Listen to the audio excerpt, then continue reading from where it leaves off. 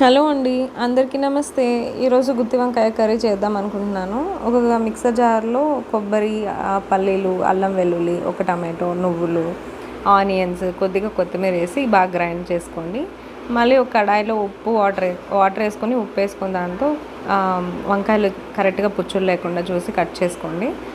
మళ్ళీ ఒక కుక్కర్ పెట్టి దాంతో ఆయిల్ వేసి బాగా వేడైన తర్వాత ఆ పేస్ట్ వేసి కొద్దిగా ఫ్రై అవ్వాలి. దాని తర్వాత ఉప్పు, కారం, పసుపు వేసి మంచిగా ఫ్రై చేసుకోవాలి. తర్వాత మనం కట్ చేసి పెట్టుకున్న వంకాయలు దాంతో వేసుకొని ఒక 2 to 5 minutes బాగా ఫ్రై చేసుకోవాలి.